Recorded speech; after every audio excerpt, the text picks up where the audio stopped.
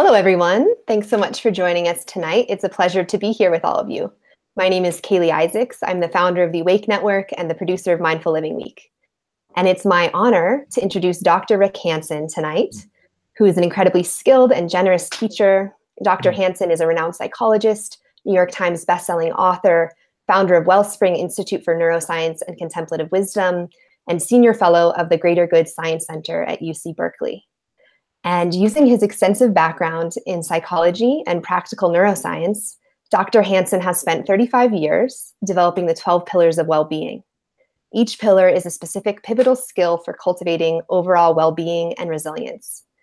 And tonight, we're going to start off speaking with Dr. Rick Hanson about the 12 pillars of well-being.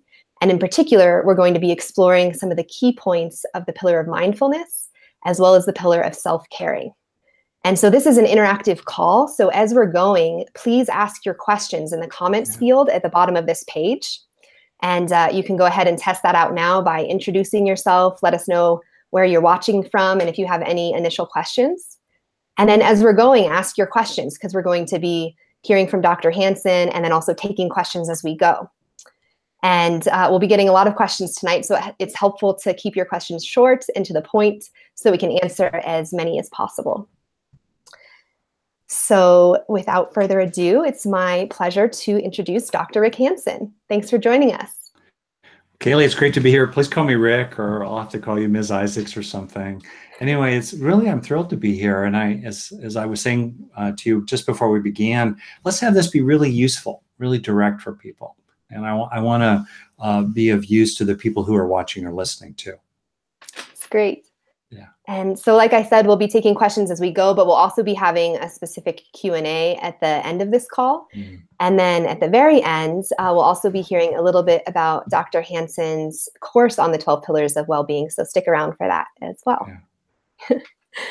So to start, could you tell us a little bit in general about the approach of the 12 pillars of well-being and what motivated you to create this? Oh, sure. Thank you. Well, the basic idea is that we all would wish for our friends, our children, our family, other beings, we'd wish that they'd be happy in a deep and heartfelt and fundamental way. So I tend to prefer the term well-being over happiness because it's easy to trivialize happiness as just what you feel on your birthday when everybody's singing to you, but for the rest of your year, not so much. So well-being is really a deep fundamental sense of your needs being sufficiently met in the moment with a very grounded overall sense of peace, contentment, and love in your mind, broadly defined, which relates to our three fundamental needs for safety, satisfaction, and connection. And well-being is worth pursuing in its own right, much as we would wish it for others. It's okay to wish it for yourself. And of course, peace, contentment, and love, a bone-deep sense of well-being, is a wonderful resource for functioning in the world and preserving your physical health over the lifespan.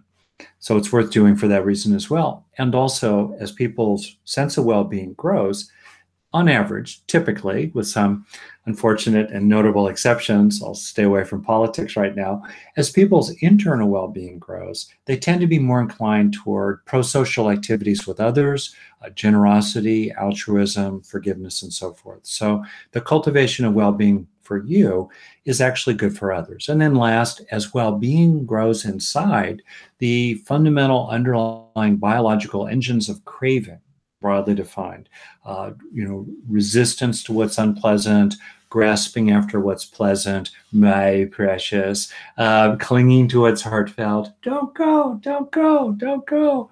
That process of craving, which creates so much suffering and harm, is driven by an underlying sense of deficit and disturbance inside us that's embodied, because it's bodies that crave. It's a drive state. So as we build up an increasingly unconditional, not based on external conditions, unshakable core, I call it, of resilient well-being inside, the underlying fuel for the engine of craving is gradually withdrawn, gradually reduces, so that the cultivation of well-being over time actually undoes craving. It doesn't make us cling more or strive more for positive, happy experiences. it actually reduces craving because increasingly we carry our happiness with us wherever we go, actually hardwired into our nervous system. So that's why well-being, and I wanted to frame it because I think it's easy to misunderstand well-being or have natural questions about it. And then to kind of summarize, the question is, how do we have that well-being? And as research shows, generally probably about a quarter maybe of the factors in individual well-being are environmental. It's useful to improve our environments, including our relationships. Okay. But the primary factors and another factor is the state of physical health, probably another quarter or so has to do with how our bodies are doing. It's hard to have well-being if your back is killing you, if you're in chronic pain or you're grappling with a terminal illness, especially in the beginning of the process. But the other half, roughly on average, of the factors that shape whether we have well-being or not are psychological. They're mental. And I point to my head, but really, of course, they're woven into the entire body. And so if we want to have well-being, we need to build up psychological resources inside ourselves of various kinds so that we can meet our needs. And in the meeting of those primary needs for safety, satisfaction, and connection, we have well-being as a result. So what are those major resources? I organize them in terms of the three major needs for safety, satisfaction, and connection.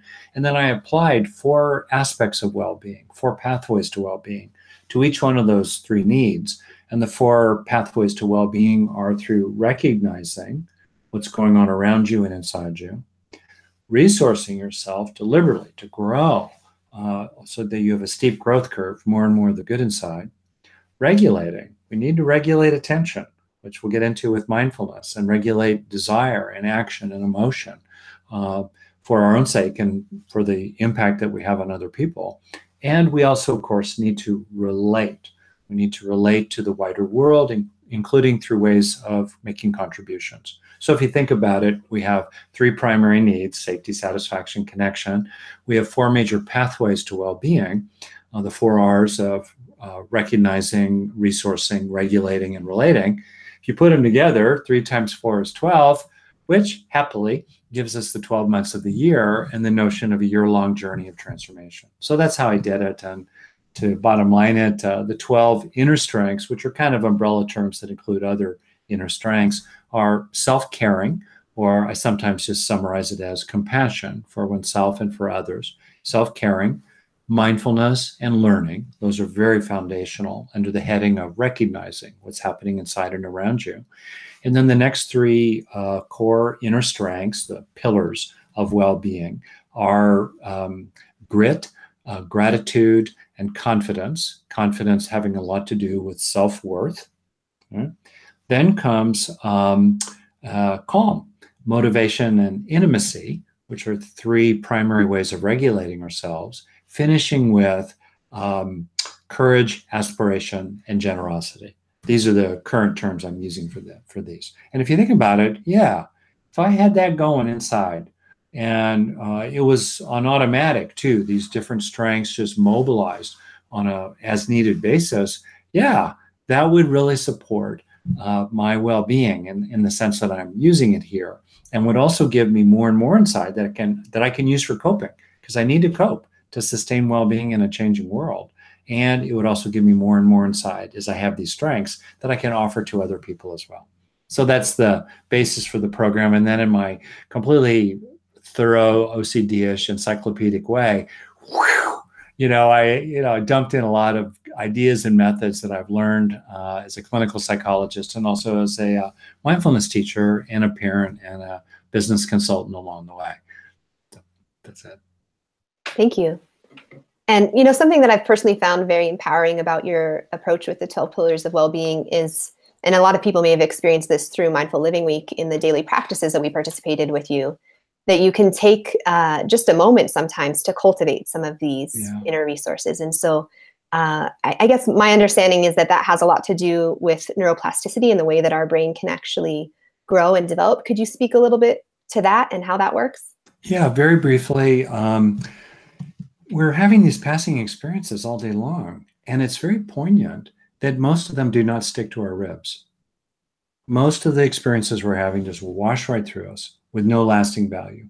And that tends to fuel an ongoing kind of striving and a sense of a hungry heart. People like us, but when we wake up the next morning, we don't feel any more liked. We get some things done. We wake up the next morning, we don't feel any more like a success inside ourselves. So the question then becomes, how do we produce or foster change that lasts?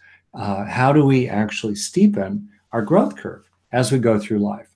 The average rate of gaining from the experiences that we're having. How do we actually do that? Well, that takes us into the brain. And in the famous saying that's more and more known, neurons that fire together wire together.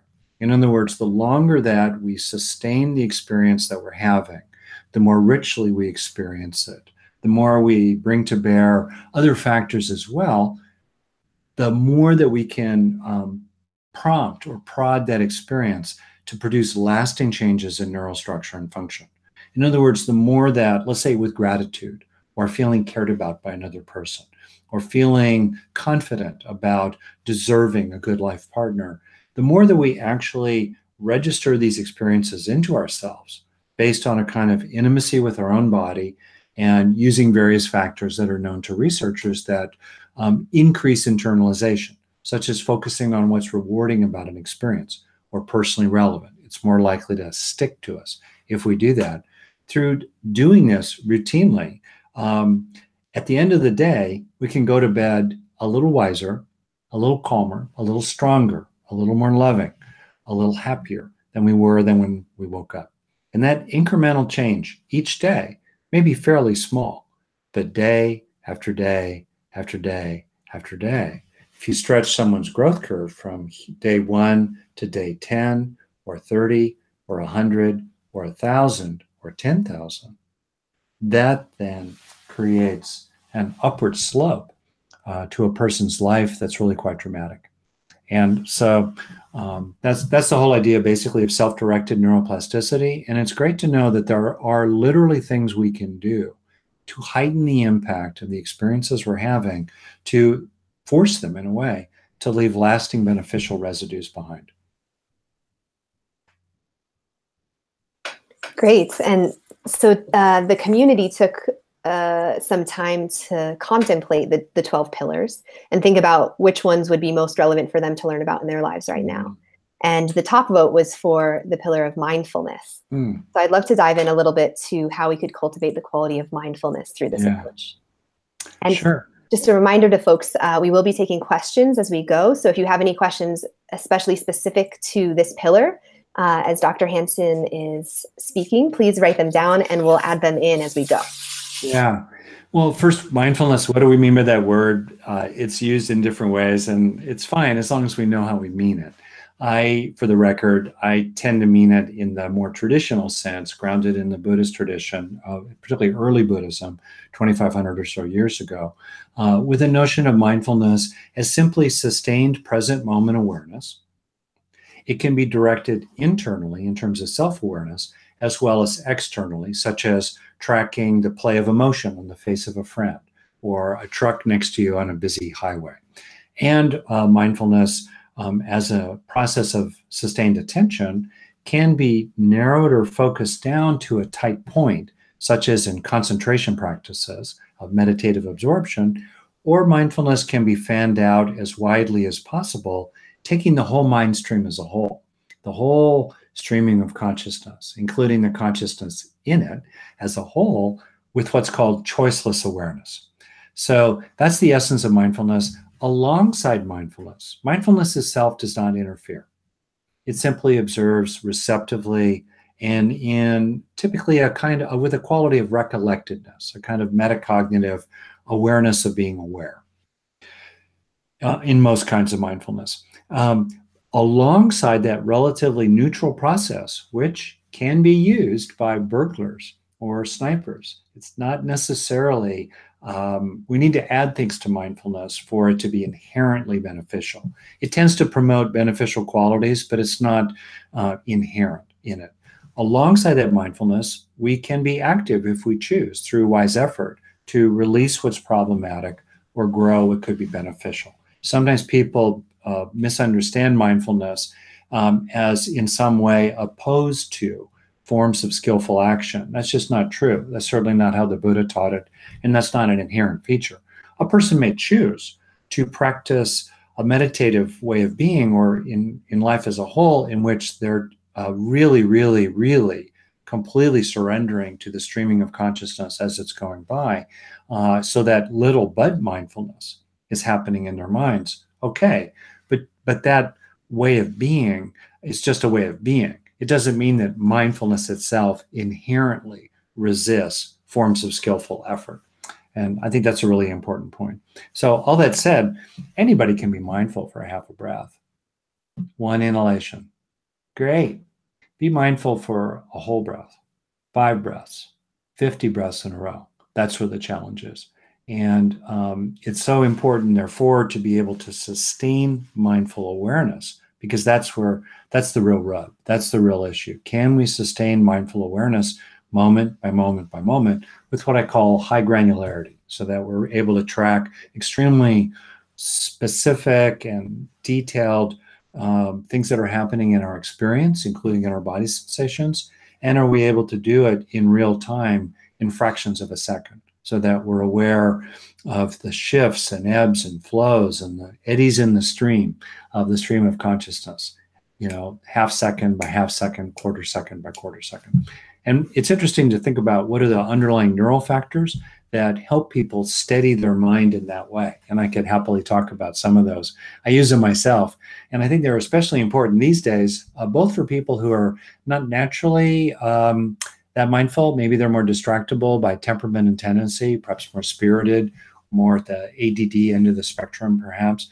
And also we have a culture that is really, really good at distracting us or getting us to chase one shiny object or another. So being able to know how to steady the mind and mobilize some of the underlying neural factors that help steady the mind, that's a really useful thing.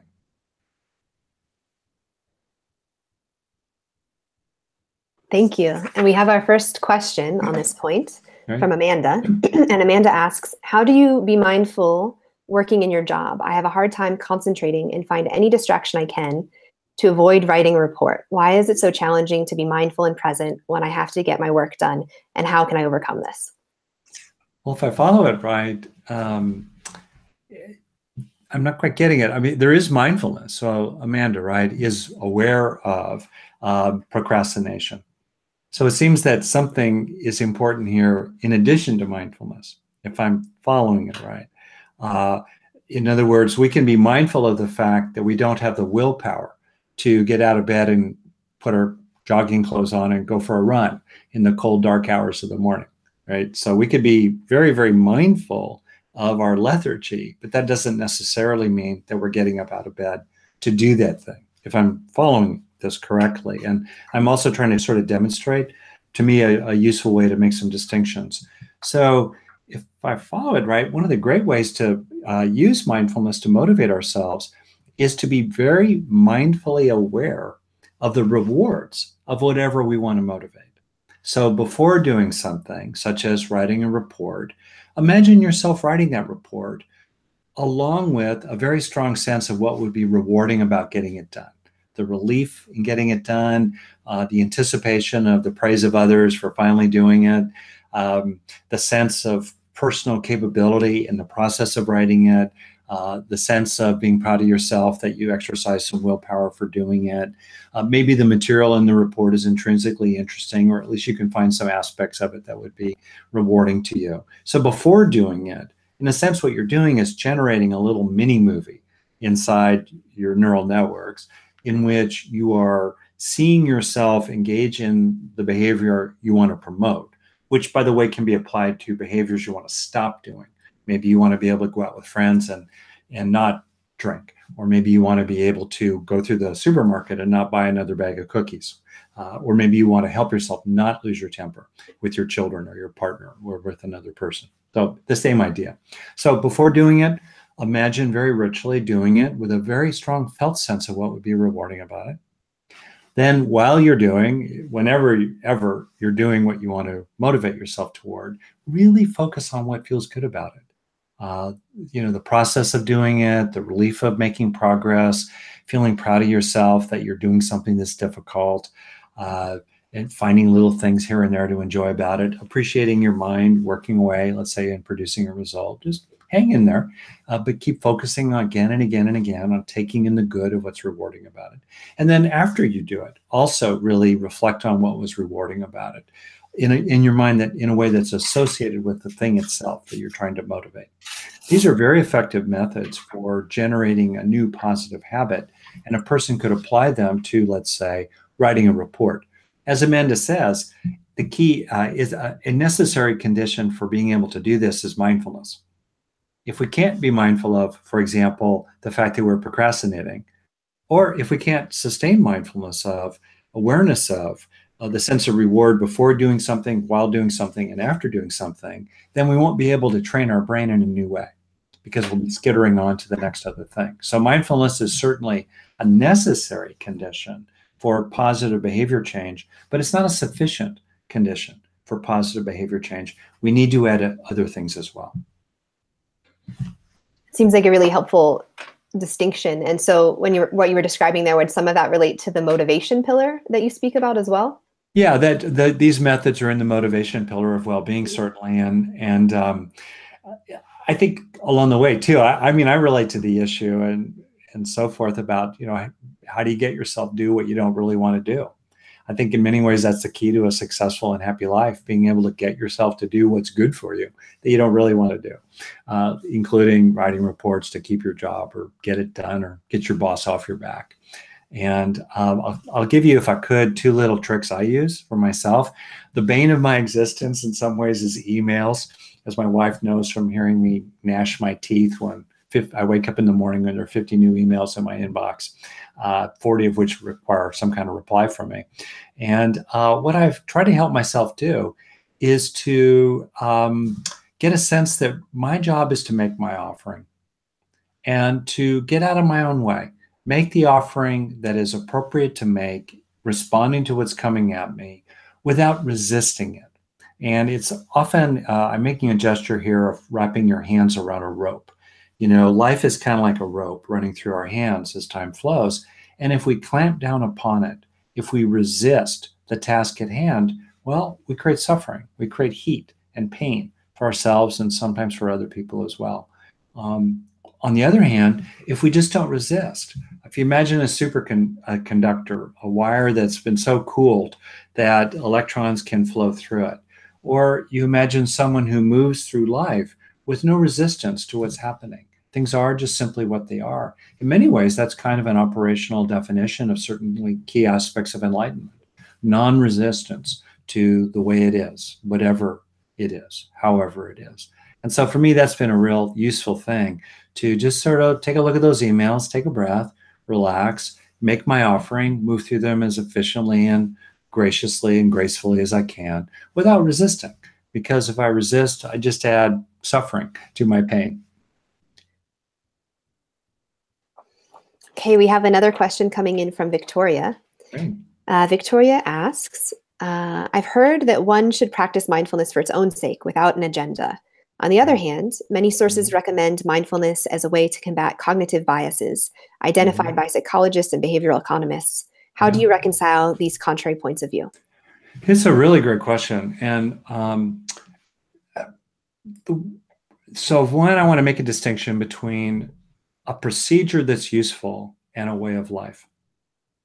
It may well be really useful, let's say, during formal meditation, to drop all gaining ideas, to use the Zen expression, and to simply drop any sense whatsoever of goal directedness other than the extremely simple goal of remaining present and seated for the duration of the meditation period.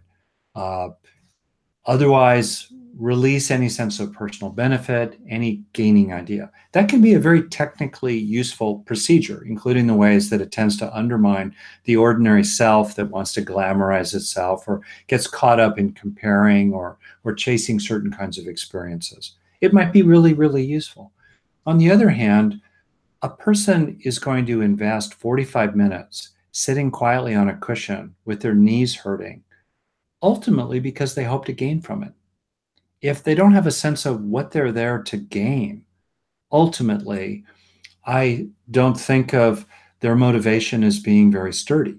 Maybe they're there purely on some for some ritualistic purpose. Maybe they're there simply because they feel like they're part of some organization or group of people who are just all supposed to act certain ways. But that's not an autonomous choice. If people make autonomous choices for things, fundamentally we do so because we hope they'll be beneficial. And certainly the Buddha never taught don't have any gaining idea. He, and I say this not to push Buddhism, but just to use the historical example because I think it's useful. He embedded mindfulness in a larger process of awakening and a larger process of moral development. One of the main reasons for mindfulness is the cultivation of virtue, morality, and restraint, so that you don't harm yourself and also you don't harm other people. So mindfulness is not a means to an end in the early teachings of the Buddha. It's not an end in itself. It is a means to an end. And so I think it's okay in the larger framework of motivation to know why we're doing something. And then inside that framework, I think it's technically, procedurally, as a method, often really, really useful to drop all that and just be there utterly, as openly and non-directedly and non-attachedly and consciously as possible. So to me, the two fit together and are reconciled in that way. Along the way, it also might be helpful to be in the context of a formal practice to have moments of deliberate gaining, including the gaining of learning and the gaining of releasing. There you are, maybe having choiceless awareness, and in the process of choiceless awareness, you realize somehow that getting really attached to your righteous viewpoint in your marriage or relationship is not good for you or other people. And that kind of knowledge emerges in the process of choiceless awareness. To me, if it's skillful, pull out of choiceless awareness a little bit for a few breaths or a few minutes to really help that realization sink in. So it actually changes you so that when you get home from that retreat, you're actually a little different. And it's not just that the retreat was an extraordinary experience, but the halo fades away and the glow fades after 2 weeks or 2 days. But in fact, you've actually shifted in some fundamental way, let's say with regard to not holding on to a righteous viewpoint. I think that's okay. And then in the process of, let's say, a 45-minute meditation, after a breath or two or a minute or two of really trying to help the learning land, maybe including letting the experience sink in, of being really, really wide open, then you go back into the process of it without that metacognitive effort to really, really help it land. I don't think the two are inconsistent. The ultimate question is, given to us in the work of the American TV psychologist, Dr. Phil. So how's that working for you? In other words, for better or worse, which I think also is the Buddhist question, what are the results? What's the fruit of this particular tree of practice? And if it's actually really helping someone to grow, to progress in practices of choiceless awareness, while simultaneously, as it is useful, helping cultivation to occur along the way. And if in so doing, a person is becoming happier and calmer and more loving and more resilient and more effective and more rested in an increasingly profound inner peace, well, that sounds pretty good to me. Yeah. I appreciate that you've clarified through several different questions that mindfulness is not an end in itself, but that obviously having the clarity and stability of mind can be an incredible tool for all these other things that we might want to bring into our life and to act in a more compassionate, caring, helpful way. Could you speak a little bit about the how to cultivate clarity and focus as a tool that can help us with those other things? How could we cultivate the quality of mindfulness in our daily life? That's really great. Well, first I want to just call out some very simple factors that people can mobilize, literally increase the metabolic activity of inside their own brain, that will help steady the mind. And to be clear, it's normal for attention to be skittering around. I live on the edge of open space here in Northern California.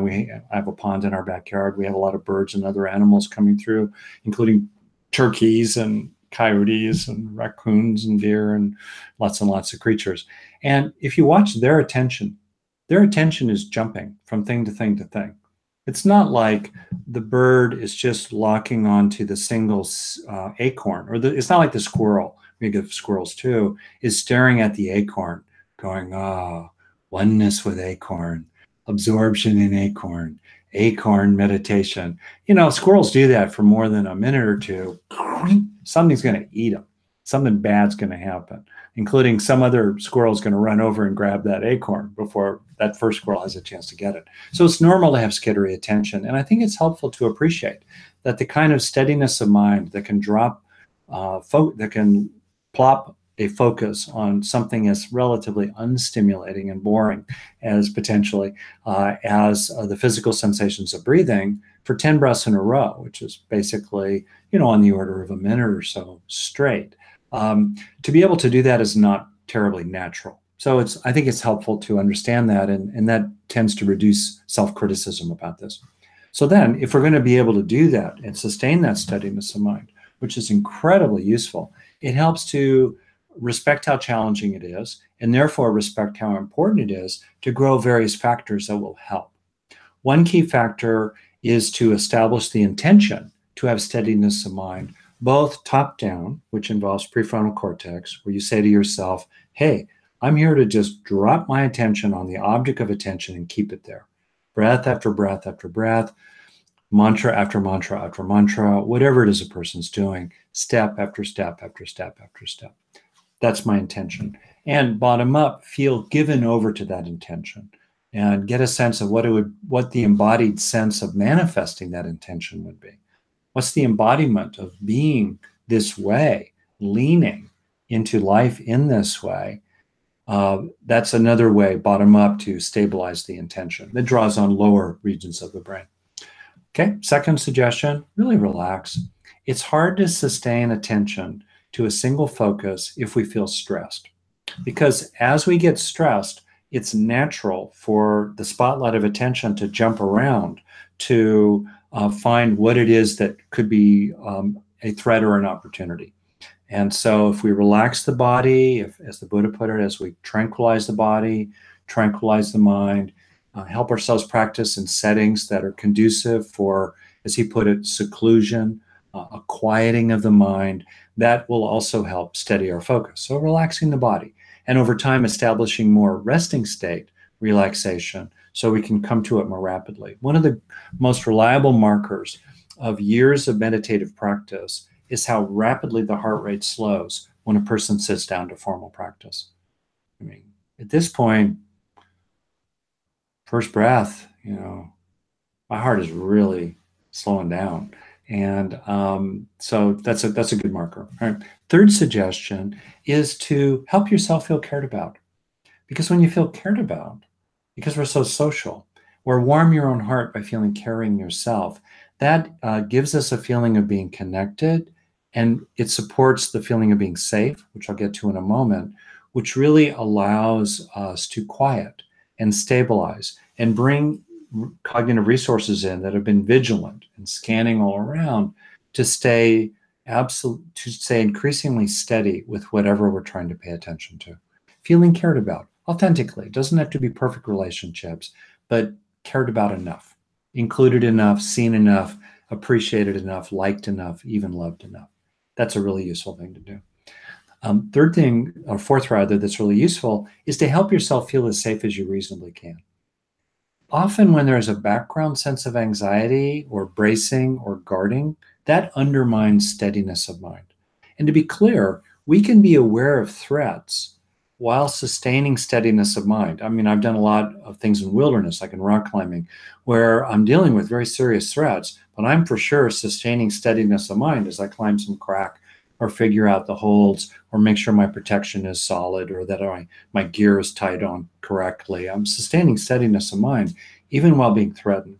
But internally, there was a sense of sufficiency of safety. so that I wasn't panicking. Because when we panic, we lose steadiness of mind. So that's the fourth suggestion. Help yourself register authentic, appropriate safety, including through a sense of the protections around you and the resources inside you, so that you can deliberately, mindfully let go of unnecessary uneasiness. There's almost even a primal uneasiness in us, that even when you know that you're objectively very safe, there's still this ongoing trickle of apprehensiveness. It's very interesting to be mindfully aware of. And it's a very powerful practice to see what it's like to just rest, knowing that you're all right right now. You may not be all right in the future, but you're all right right now and now and now, so that you can really afford to lower your guard and settle in. And then the last thing that really supports steadiness of mind neurologically is positive emotion. Because technically, when we experience anything that feels positive, that's authentic, like gratitude or love or an underlying sense of well-being that just fills the mind, or a sense of contentment with what we have already, a sense of enoughness already, however we do it, including, I'll do this sometimes on meditation. I'll think of things that make me feel happy. I'll remember being in Tuolumne Meadows in Yosemite National Park, or I'll just think about our kids and that'll make me happy. Or I'll think about some silly thing a friend of mine said and that'll bring a smile to my face. That is skillful means. Happiness is skillful means, including the mild and appropriate subtle forms of happiness, including the wonderful peace of tranquility. Happiness is skillful means because it tends to increase activity of dopamine in the brain, which helps sustain attention, because it's when we get a sudden spike of dopamine because there's a new shiny object in our mind field, or because dopamine drops because whatever we're paying attention to is not rewarding.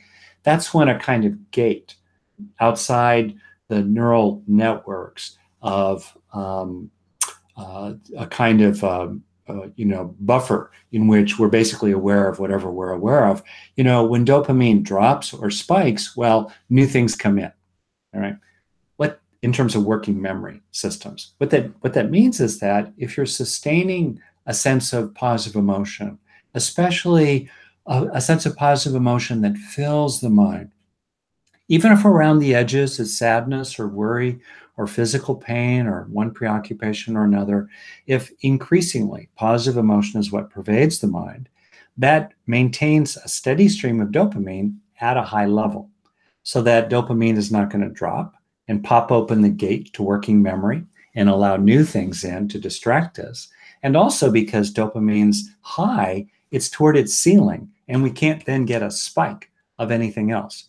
This is why I believe neurologically, in terms of the traditional instructions for factors to promote meditative absorption in the Buddhist tradition, 2 out of 5, 40% of them have to do with strong positive emotion, the meditative factors of joy and bliss. And those words are translated in different ways in different traditions. So the net of all that for me, just to summarize, is establish that intention, relax, help yourself feel cared about, help yourself feel safe, and then also have positive emotion.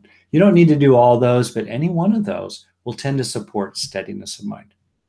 And then if you like, really quickly, I'll just say, I think if you want to build up mindfulness in everyday life, have at least 1 minute or more a day that you do some kind of formal practice.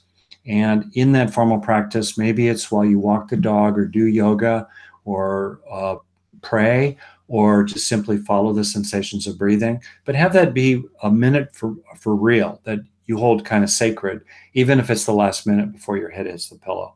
And and then related to that, have that minute more and more and more fill your day, so that repeatedly you kind of draw on the feeling of what it was like when you were doing that meditative practice, even as you're washing the dishes, arguing with your kid, driving in traffic, or in my case, doing emails.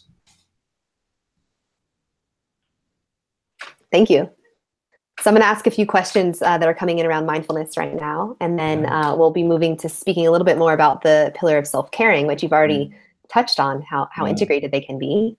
And then we'll open up for some more general questions. Great. So keep the questions coming, folks. Okay, so we have an anonymous question here on multitasking. Multitasking seems to be a requirement for every job.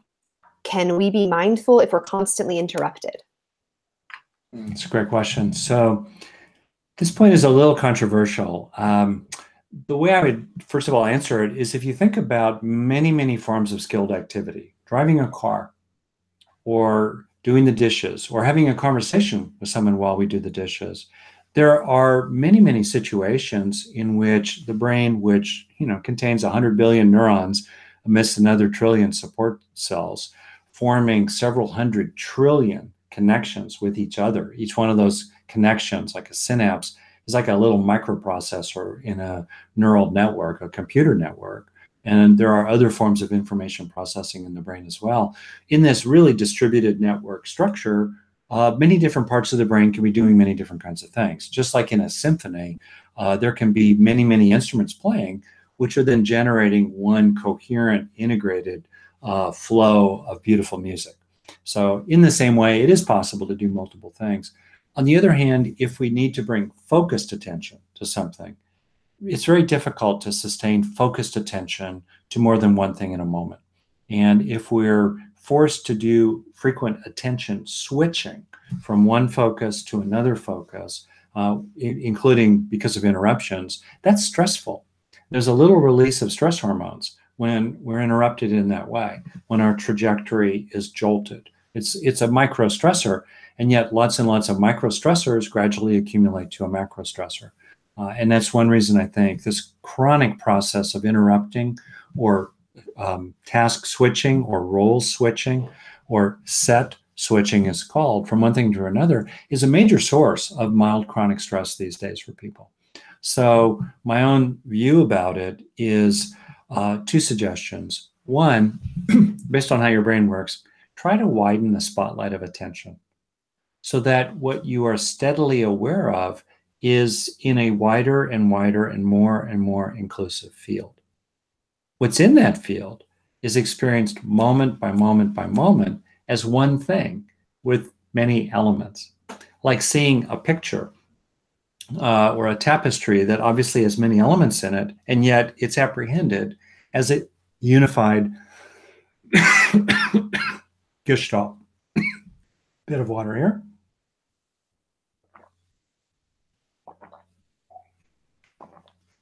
That's a really useful thing to do at work. And as we, by the way, and this is a trick, it's like a brain hack, as you widen your perceptual field to pick up more of what's happening around you visually, including working with other people, picking up the whole group, not just the one person you're talking with. And there's kind of a sense in it of your gaze softening, and you're picking up sounds as well, and you're starting to include your own body sensations in the totality of what's really happening. As you do that, you naturally tend to increase activation in networks on the sides of your brain, which reduce activation in networks in the midline in your brain, which are very involved in self-referential processing and mind wandering of various kinds. So as you expand out this kind of gestalt global sense of things, that tends to bring a person into the present moment. It helps them take things less personally, and it supports steadiness of mind, because it withdraws neural activation from regions of the brain that are very, very involved in mind wandering. And so then what happens is if an interruption comes in, it's not really an interruption. It's just one more little bubble popping. It's just one more little in the overall surface of the carbonated water glass. Or it's just one more little thread in the larger tapestry of your experience. And in that context, then we can make appropriate choices. We can not shift to whatever is interrupting us. And in fact, we could say, no, I'm just not going to be budged right now from what I'm doing. Unless the building is burning down, unless the child is running in front of the bus, I'm really going to take the next 30 seconds to finish this task I'm on. And maybe you do that. Or maybe on the other hand, you just kind of relax and shift focus to the interruption and then go back to what you were originally doing. But it's all happening in the context of a very open, steady stream of awareness. Okay, I'm going to do one more question and then we'll move on to the pillar of self-caring. So this one, there's a couple of questions coming in that are around mindfulness and emotions and how to work with difficult emotions. So I'll use this one from Barbara to represent the questions of many. How do we stay mindful when irritated? I so easily slip into being overtaken by the feeling and don't see what's happening until later. What do you recommend to do in specific interactions when we become irritated with others? Oh, yeah. Well, I relate. First of all, I know what Barbara is talking about. So I think, first of all, just again to be kind of clear on the words we're using, the way I understand what Barbara is saying is an experience I relate to in which we're hijacked. So we're swept away by, or we're identified with the reaction that we're having. Let's say an irritated, angry reaction. And in that moment, we're not mindful in the sense of we're not able to step back from what's happening with a kind of metacognitive awareness that says, I'm over here watching what's happening over there. And I'm resting in the 1% of me that's not enraged, who is observing the other 99% of me that wants to, slug that other person or yell at them or leave this room in a huff. Okay. So to me, that's a key thing. So the question then becomes, how do we skillfully disengage from our reactions and hold them in spacious, mindful awareness?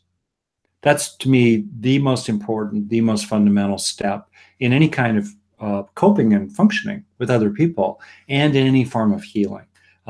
I think it's not the only step. As you know, I think that it's been overvalued in some quarters, and that we also need to, when it's appropriate, start to engage wise effort of various kinds with regard to this material that's arisen and with regard to growing other positive, beneficial resources in our minds and therefore hardwired into our brains that can help us with that material.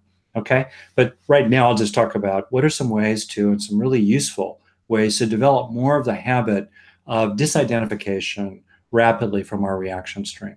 So first of all, the way this starts for most of us, and it did for me as well, is with instant replay. Except the replay wasn't very instant. It was often days or weeks or months later, where I would look back and go, wow, I just overreacted. Wow, I got swept away. So what we try to do increasingly is come into real time, so that within a few seconds, if not even within a fraction of a second, we register that this volcanic process is now erupting inside us.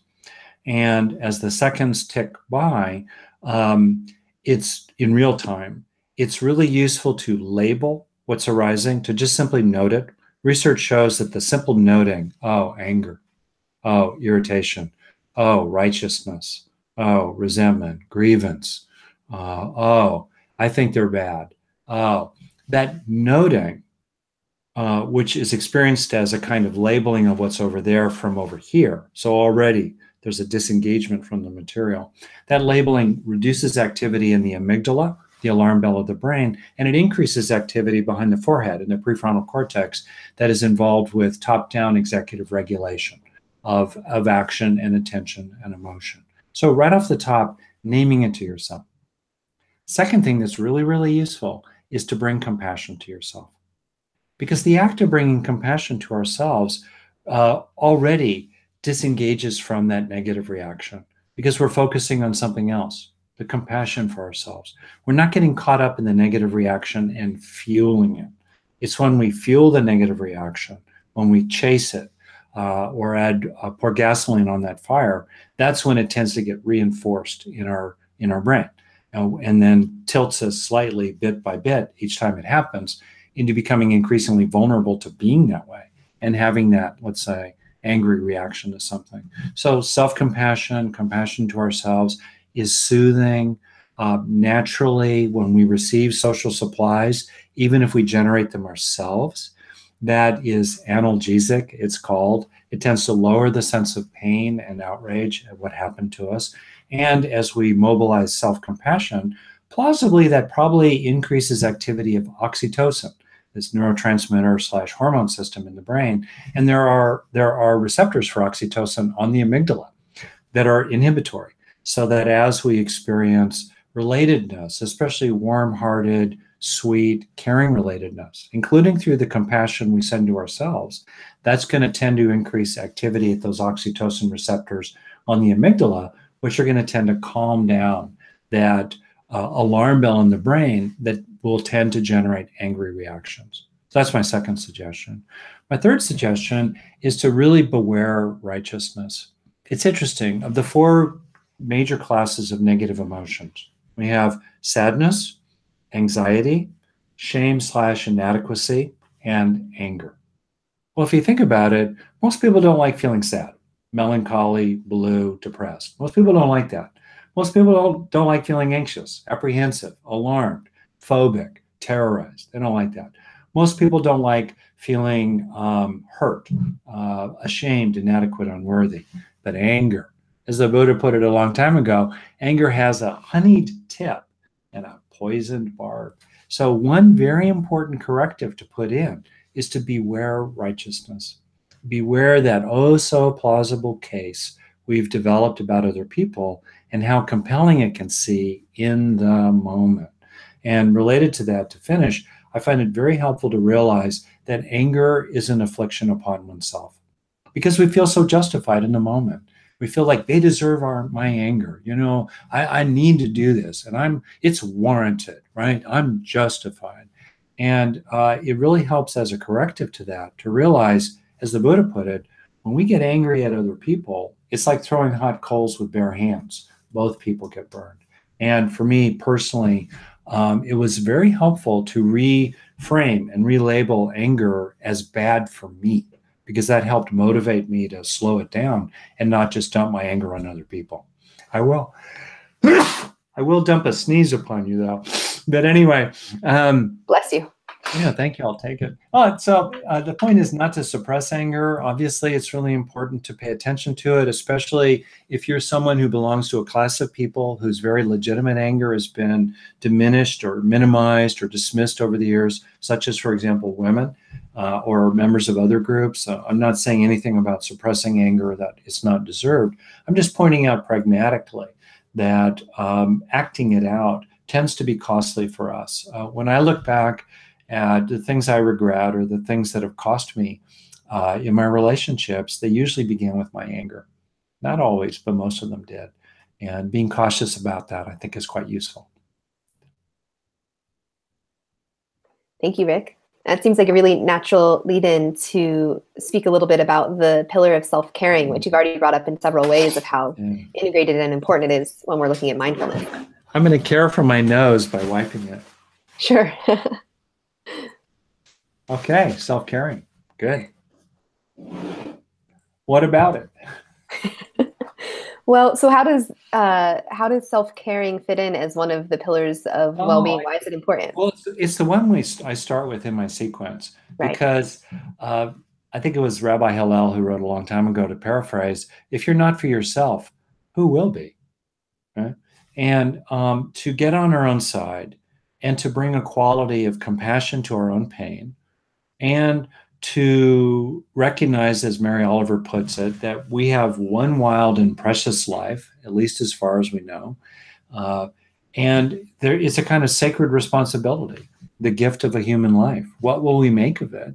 And also, if you think about it, the person that we have the most power over is the person we have the most duty to, who is the person we'll be tomorrow, and the day after tomorrow, and the day after that. And so it's critically important to be grounded in a healthy sense of being on your own side, being for yourself, not against others, but for yourself, with both the kind of moral, principled, clear, wise view aspects of that, as well as the more emotional, somatic, kind of juicy feelings of sweetness and support and encouragement for yourself.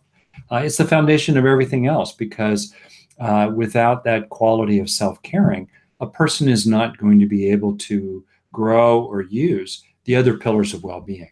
And they're also not going to be able to function very well as they go through life. Now, one reason I called it out, I mean, I don't have a pillar of well-being called breathe, because you don't need to tell people to breathe. People are pretty clear about breathing. Just hold your breath for half a minute. You're going to get really clear about breathing pretty fast. But to be on your own side, to treat yourself like you matter, to stand up against harsh criticism that originates inside your own mind, to do those kinds of things, to have the view that you're a fundamentally good person, worthy of love, worthy of good treatment, and that you can call others to rise if they're going to, have any kind of meaningful long-term relationship with you. To have all that is actually really challenging for many people. And I think as a generalization, it's particularly challenging for women as a group, with many exceptions, of course. And so I think that I've known so many people who were on the side of others. They were loyal to others, but they were disloyal to themselves. They were encouraging to others. They built others up. They would see the good possibility. They would see the good in the other person. But with themselves, they were tearing themselves down. And so it may seem initially like a given, but actually, many, many, many people, when they start on their own path of healing and well-being, do not have strong self-care. And it's actually one of the very first places to begin. Mm-hmm. Yeah, and I have a question here that I think sums up a lot of the questions that are being asked about this, and speaks to what you were just mentioning as well. So when working on self-compassion, there seems to be a risk of getting too soft on oneself. What's the balance between self-discipline and self-compassion? Or you could also extend this out to be self-compassion and compassion for others when those seem like they might be in conflict. It's a very fundamental question. And I think, like so many things, to quote the biblical proverb, ye shall know the tree by its fruits. Or again, as Dr. Phil put it, so how's that working for you? In other words, if a person is, let's suppose, really engaging in self-compassion practices, but not getting up off the bed to go run in the morning to support their health, or not mobilizing motivation to do those reports at work, well, how's that working for you? Not so well. And so for me, it's useful to distinguish between self-criticism and self-guidance. I think about here rock climbing guides I've gone out with as a very concrete example. Most of them, in that context of a sport that's pretty hardcore, they were tough. They say, quit whining, Hanson, start climbing, and stuff like that, often in a kind of guy sort of way. And they were warm, they were encouraging. They praised me when I hung in there and tried hard, even if I fell off the first few times and they had to catch me. They acknowledged how difficult what it was that we were doing. They would put the things in perspective. Just another 100 feet, Rick. We're going to get to the top of this pitch. Encouraging. They were guiding me. Then I went out. I remember going out with this one guy who shall be nameless, and he was an excellent rock climber and a bad guide. He was endlessly critical. He was never encouraging. He was impatient. I think he was probably hungover. I have no idea. He was grabbing the rope every time and jerking it routinely. And he didn't really acknowledge the fact that what the climb he had me on was just at the absolute upper limit of my ability. And I was pretty marginal about being able to actually get up it, and it was going to take me a while. And he blamed me for that. But in fact, he should look in the mirror and blame himself. That's self-criticism.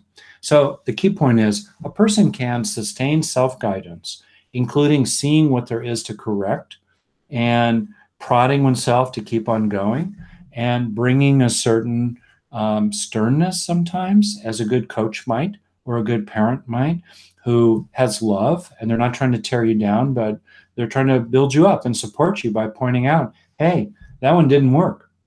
Don't be a fool. That one didn't work. Let's learn from this experience here and then do better next time. Okay, you will. You'll be okay, Rick. Keep on going. Don't mess up, but keep on going. Anyway, that kind of vibe, there's a place for that. So a person can bring compassion to themselves. They can hold the bittersweet of compassion, which feels the suffering, while primarily being rested in the sweet of the wish that the being not suffer, usually with a sense of kindness and loyalty and tenderness and supportiveness, and even a motivation to help if one can. We can mobilize compassion like that for ourselves while also being crystal clear about our bad habits and crystal clear about what there is to correct. They're not inconsistent. And in fact, as research shows, people who increase self-compassion usually don't become softer on themselves. They usually become more willing to recognize their faults and to be firm with themselves about putting in correction, because they're not having to fight all these secondary battles with the inner critic. And also because they know that if they do recognize what is lacking in themselves, or the moral fault even, that is worthy of the wince of healthy remorse, that if they do recognize that and open to that, including opening to that kind of feedback from other people, they won't drown in loathing themselves. They won't drown in self-criticism, because they've got self-compassion with them as a kind of life jacket. So as they bob up and down in the sea, they're not going to sink underwater and drown. Research shows actually people who are more self-compassionate are more willing to be ambitious, and they tend to be more resilient, more able to bounce back from adversity. Self-compassion makes us stronger, not weaker, and it's where we start, not where we finish. Thank you so much, Rick. I see that we're coming to the end of our time, and it's just always such a pleasure to speak with you. I really appreciate you joining us tonight. I hope I didn't blather on too much. Oh, not at all. But before we do close, I let everyone know that we would have a chance to hear about your special course, the 12 Pillars of Wellbeing, where you go into each of the 12 pillars over a period of 12 months. And, I think many people might have heard me speak about this at one point or the other. But so for those of you that have, I'm a big fan of this course. I think what you do is amazing. And if you could tell us a little bit about the course and what folks might be able to expect if they decide to join, I'd really appreciate that. I wanted to create, drawing on my own personal life lessons. I really started the journey of practice about 50 years ago when I was 15 years old. I'm 65 now. And when I look back, it really has been a pretty sustained path of personal development and healing, and hopefully some awakening along the way. I've been really serious about this. And so I know something about it from the inside out. The second thing is that I've been a clinical psychologist now for many, many years. And also along the way, I've practiced and taught in several spiritual traditions, and I have some feeling for the ideas and methods there. So what I wanted to do was pull together the many, many, many powerful ideas and methods I've come across in a well-organized, really accessible, really efficient process, taking about an hour a week, and people can do it more quickly or more slowly if they want. Fundamental process of inner transformation and the development from the inside out of a resilient well-being that's hardwired into your own nervous system, so it's therefore increasingly unshakable no matter what's happening around you. So that's the overarching idea here. I think I was able to do it. We've actually done a bit of research on people before and after they've done the Foundations of Wellbeing program, and we used a very standard battery of psychological instruments and before and after tests. And we didn't have a waitlist controlled, group, but we did find very statistically significant, very robust benefits in everything we measured, including mindfulness and satisfaction with life and gratitude and overall well-being, and a number of other measures too. So I'm really clear that this works. People have to put in the work, but the work is sweet. It's mainly about helping yourself experience very beautiful, very useful, very wholesome states of being, particularly the more embodied aspects of experience. And then once you're experiencing those really, really useful resources through a variety of methods that I teach, hardwire them into yourself. So more and more you have them with you, inside you, wherever you go. Because the world is not always reliable. Other people are not always reliable either.